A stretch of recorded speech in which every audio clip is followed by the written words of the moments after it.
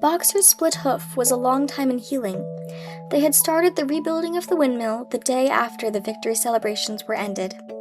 Boxer refused to take even a day off of work, and made it a point of honor not to let it be seen that he was in pain. In the evenings, he would admit privately to Clover that the hoof troubled him a great deal. Clover treated the hoof with poultices of herbs, which she prepared by chewing them, and both she and Benjamin urged Boxer to work less hard. "A horse's lungs do not last forever," she said to him, but Boxer would not listen. He had, he said, only one real ambition left: to see the windmill well under way before he reached the age for retirement. At the beginning, when the laws of Animal Farm were first formulated, the retiring age had been fixed for horses and pigs at 12, for cows at 14, for dogs at 9, for sheep at 7, and for hens and geese at 5. Liberal old-age pensions had been agreed upon. As yet no animal had actually retired on pension, but of late the subject had been discussed more and more. Now that the small field beyond the orchard had been set aside for barley, it was rumored that a corner of the large pasture was to be fenced off and turned into a grazing ground for superannuated animals. For a horse, it was said, the pension would be 5 pounds of corn a day, and, in winter, 15 pounds of hay, with a carrot or possibly an apple on public holidays. Boxer's 12th birthday was due in the late summer of the following year. Meanwhile, life was hard. The winter was as cold as the last one had been, and food was even shorter. Once again, all rations were reduced, except those of the pigs and the dogs. A too rigid equality in rations, Scudger explained, would have been contrary to the principles of animalism. In any case, he had no difficulty in proving to the other animals that they were not in reality short of food, whatever appearances might be. For the time being, certainly, it had been found necessary to make a readjustment of rations. Squealer always spoke of it as a readjustment, never a reduction. But in comparison with the day of Jones, improvement was enormous. Reading out the figures in a shrill, rapid voice, he proved to them in detail that they had more oats, more hay, more turnips than they had had in Jones's day. But they worked shorter hours, that their drinking water was of better quality, that they lived longer, that a larger proportion of their young ones survived infancy, that they had more straw in their stalls and suffered less from fleas. The animals believed every word of it. Truth to tell, Jones and all he stood for had almost faded out of their memories. They knew that life nowadays was harsh and bare, and they were often hungry and often cold, and that they were usually working when they were not asleep. But doubtless it had been worse in the old days. They were glad to believe so. Besides, in those days they had been slaves, and now they were free, and that made all the difference, as Squealer did not fail to point out. There were many more mouths to feed now. In the autumn, the 4 sows had littered about simultaneously, producing 31 young pigs between them. The young pigs were piebald, and as Napoleon was the only boar on the farm, it was possible to guess at parentage. It was announced that later, when bricks and timber had been purchased, a schoolroom would be built in the farmhouse garden. For the time being, the young pigs were given their instruction by Napoleon himself in the farmhouse kitchen. They took their exercise in the garden, and were discouraged from playing with the other young animals. About this time, too, it was laid down as a rule that when a pig and any other animal met on the path, the other animal had to stand aside, and also that all pigs, of whatever degree, were to have the privilege of wearing green ribbons on their tails on Sundays. The farm had a fairly successful year, but was still short of money. There were the bricks, sand, and lime for the schoolroom to be purchased, and it would be necessary to begin saving up again for the machinery for the windmill. Then there were lamp oil and candles for the house, sugar for Napoleon's own table. He forbade this to the other pigs, on the ground that it made them fat, and on all the usual replacements, such as tools, nails, string, coal, wire, scrap iron, and dog biscuits. A stump of hay and a part of the potato crop were sold off, and the contract for eggs was increased to 600 a week, so that each year the hens barely hatched enough chicks to keep their numbers at the same level. Rations, reduced in December, were reduced again in February, and lanterns in the stalls were forbidden to save oil. But the pigs seemed comfortable enough, and in fact were putting on weight, if anything. One afternoon, in late February, a warm, rich, appetizing scent, such as all the animals had never smelt before, wafted itself across the yard from the little brew house which had been discussed in Jones's time, and which stood beyond the kitchen. Someone said it was the smell of cooking barley. The animals sniffed the air hungrily and wondered whether a warm mash was being prepared for their supper.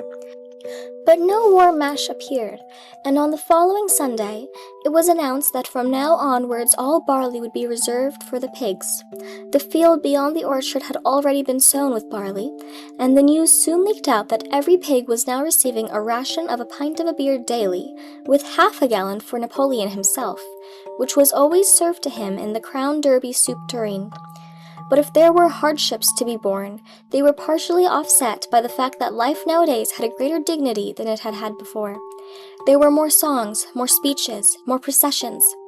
Napoleon had commanded that once a week there should be held something called a spontaneous demonstration, the object of which was to celebrate the struggles and triumphs of Animal Farm. At the appointed time, the animals would leave their work and march round the precincts of the farm in military formation, with the pigs leading. Then the horses, then the cows, then the sheep, and then the poultry. The dogs flanked the procession, and at the head of all marched Napoleon's black cockerel. Boxer and Clover always carried between them a green banner marked with the hoof and the horn, and the caption, "Long live Comrade Napoleon." Afterwards, there were recitations of poems composed in Napoleon's honor, and a speech by Squealer giving the particulars of the latest increases in the production of foodstuffs, and on occasion a shot was fired from the gun. The sheep were the greatest devotees of the spontaneous demonstration, and if anyone complained, as a few animals sometimes did, when no pigs or dogs were near, that they wasted time and meant a lot of standing about in the cold, the sheep were sure to silence him with a tremendous bleating of 4 legs good, 2 legs bad. But by and large the animals enjoyed these celebrations. They found it comforting to be reminded that after all they were truly their own masters, and the work they did was for their own benefit. So that, what with the songs, the processions, Squealer's lists of figures, the thunder of the gun, the crowing of the cockerel, and the fluttering of the flag, they were able to forget that their bellies were empty, at least part of the time. In April, Animal Farm was proclaimed a republic, and it became necessary to elect a president. There was only one candidate, Napoleon, who was elected unanimously. On the same day, it was given that fresh documents had been discovered which further revealed details about Snowball's complicity with Jones. It now appeared that Snowball had not, as the animals had previously imagined, merely attempted to lose the Battle of the Cowshed by means of a stratagem, but had been openly fighting on Jones's side. In fact, it is he who had actually been the leader of the human forces, and had charged into battle with the words, "Long live humanity," on his lips. The wounds on Snowball's back, which a few of the animals still remembered to have seen, had been inflicted by Napoleon's teeth. In the middle of the summer, Moses the raven suddenly reappeared on the farm, after an absence of several years. He was quite unchanged, still did no work, and still talked in the same strain as ever about Sugar Candy Mountain. He would perch on a stump, flap his black wings, and talk by the hour to anyone who would listen. "Up there, comrades," he would say solemnly, pointing to the sky with his large beak.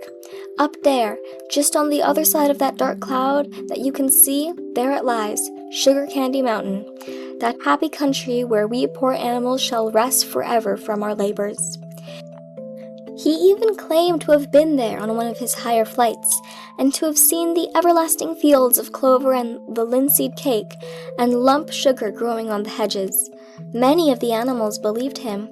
Their lives now, they reasoned, were hungry and laborious. Was it not right and just that a better world should exist somewhere else? A thing that was difficult to determine was the attitude of the pigs towards Moses.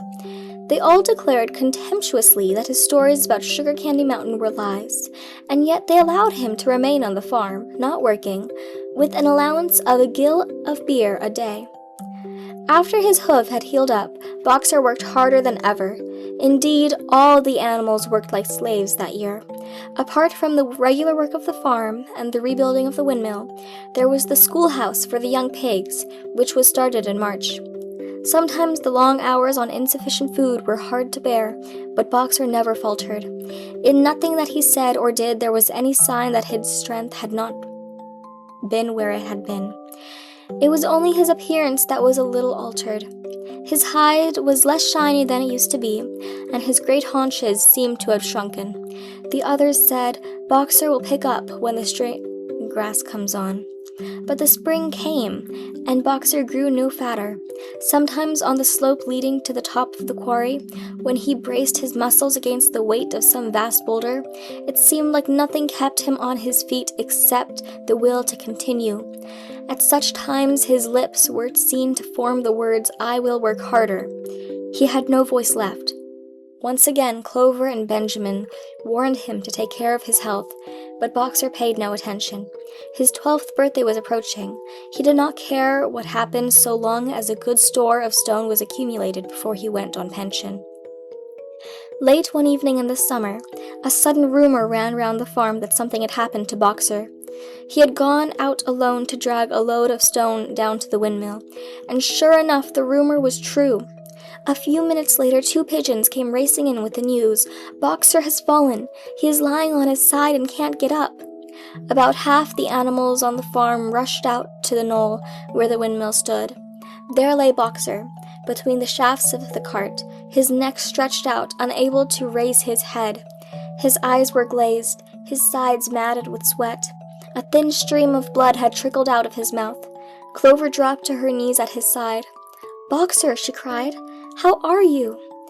"It is my lung," said Boxer, in a weak voice. "It does not matter. I think you will be able to finish the windmill without me. There is a pretty good store of stone accumulated. I only had another month to go in any case. To tell you the truth, I had been looking forward to my retirement. And perhaps, as Benjamin is growing old too, they will let him retire at the same time and be a companion to me." "We must get help at once," said Clover. "Run, somebody, and tell Squealer what has happened." All the other animals immediately raced back to the farmhouse to give Squealer the news. Only Clover remained, and Benjamin, who lay down at Boxer's side, and, without speaking, kept the flies off of him with his long tail. About a quarter of an hour, Squealer appeared, full of sympathy and concern. He said that Comrade Napoleon has learned with the very deepest distress of this misfortune to one of the most loyal workers on the farm, and was already making arrangements to send Boxer to be treated at the hospital in Willingdon. The animals felt a little uneasy about this. Except for Molly and Snowball, no other animal has left the farm, and they did not like to think of their sick comrade in the hands of human beings.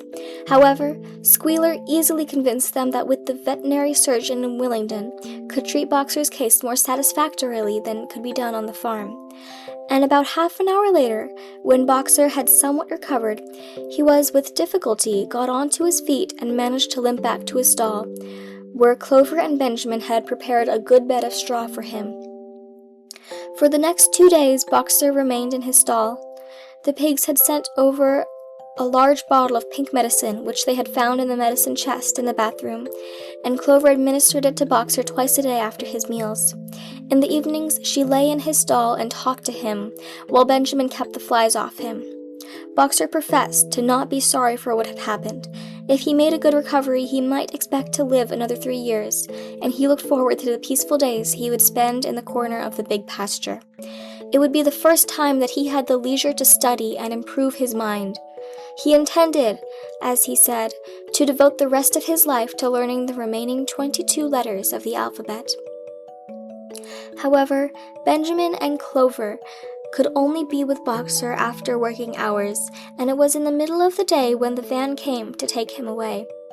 The animals were all at work with weeding turnips under the supervision of a pig when they were astonished to see Benjamin come galloping from the direction of the farm buildings, braying at the top of his voice. It was the first time they had ever seen Benjamin excited. Indeed, it was the first time anyone had ever seen him gallop. "Quick, quick," he shouted. "Come at once. They're taking Boxer away." Without waiting for orders from the pig, the animals broke off work and raced to the farm buildings. Sure enough, there in the yard was a large closed van, drawn by 2 horses, with lettering on his side and a sly-looking man in a low-crowned bowler hat sitting on the driver's seat. And Boxer's stall was empty. The animals crowded round the van. "Goodbye, Boxer," they chorused. "Goodbye." "Fools! Fools!" shouted Benjamin, prancing round them and stamping the earth with his small hoofs. "Fools! Do you not see what is written on the side of the van?" That gave the animals pause, and there was a hush. Muriel began to spell out the words, but Benjamin pushed her aside, and in the midst of a deadly silence he read, "Alfred Simmons, horse slaughterer and glue broiler, Willingdon, dealer in hides and bone meal. Kennels supplied. Do you not understand what this means? They are taking Boxer to the knackers." A cry of horror burst from all the animals. At this moment the man on the box whipped up his horses and the van moved out of the yard at a small trot. All the animals followed, crying out at the top of their voices. Clover forced her way to the front. The van began to gather speed. Clover tried to stir her stout limbs into a gallop and achieved a canter. "Boxer!" she cried. "Boxer! Boxer! Boxer!" And just at that moment, though he had heard the uproar outside, Boxer's face, with the white stripe down his nose, appeared at the small window at the back of the van. "Boxer!" cried Clover in a terrible voice. "Boxer! Get out! Get out quickly! They're taking you to your death!" All the animals took up the cry of "Get out, Boxer! Get out!" But the van was already gathering speed and drawing away from them. It was understood whether Boxer had understood what Clover was saying, but a moment later his face disappeared from the window and there was the sound of a tremendous drumming of hooves inside the van. He was trying to kick his way out. The time had been when a few kicks from Boxer's hooves would have smashed the van to matchwood. But alas, his strength had left him, and in a few moments the sound of drumming hooves grew fainter and died away. In desperation, the animals began appealing to the 2 horses which drew the van to stop. "Comrades! Comrades!" they shouted. "Don't take your own brother to his death." But the stupid brutes, too ignorant to realize what was happening, merely set back their ears and quickened their pace. Boxer's face did not appear at the window. Too late, someone thought of racing ahead and shutting the 5-barred gate, but in another moment the van was through it, and rapidly disappearing down the road. Boxer was never seen again. 3 days later, it was announced that he had died in the hospital at Willingdon, in spite of receiving every attention a horse could have. Squealer came to announce the news to the others. He had, he said, been present during Boxer's last hours. "It was the most afflicting sight I have ever seen," cried Squealer, lifting his trotter and wiping away a tear. "I was at his bedside at the very last, and at the end, almost too weak to speak, he whispered in my ear that his sole sorrow was to have passed on before the windmill was finished. 'Forward, comrades,' he whispered, 'forward in the name of the rebellion. Long live Animal Farm. Long live Comrade Napoleon. Napoleon is always right.' Those were his very last words, comrades." Here, Squealer's demeanor suddenly changed. He fell silent for a moment, and his little eyes darted suspicious glances from side to side before he proceeded. "It had come to his knowledge," he said, "that a foolish and wicked rumor had been circulated at the time of Boxer's removal. Some of the animals had noticed that the van which took Boxer away was marked horse slaughterer, had actually jumped to the conclusion that Boxer was being sent to the knackers. It was almost unbelievable, said Squealer, that any animal could be so stupid. Surely, he cried indignantly, whisking his tail and skipping from side to side, surely they knew that their beloved leader, Comrade Napoleon, better than that? But the explanation was really simple. The van had previously been the property of the knacker, and and had been bought by the veterinary surgeon, who had not yet painted the old name out. That was how the mistake had arisen. The animals were enormously relieved to hear this, and when Squealer went on to give further graphic details of Boxer's deathbed, the admirable care he had received, and the expensive medicines for which Napoleon had paid without a thought as to the cost, their last doubts disappeared, and the sorrow they felt for their comrade's death was tempered by the thought that at least he had died happily. Napoleon himself appeared at the meeting on the following Sunday morning, and pronounced a short oration in Boxer's honor. Napoleon ended his speech with the reminder of Boxer's two favorite maxims: "I will work harder," and "Comrade Napoleon is always right." Maxims, he said, which every animal would do well to adopt as his own. On the day appointed for the banquet, a grocer's van drove up from Willingdon and delivered a large wooden crate at the farmhouse. That night there was the sound of uproarious singing, which was followed by what sounded like a violent quarrel, and ended at about 11 o'clock with a tremendous crash of glass. No one stirred in the farmhouse before noon on the following day, and the word went round that from somewhere or the other, the pigs had acquired the money to buy themselves another case of whiskey.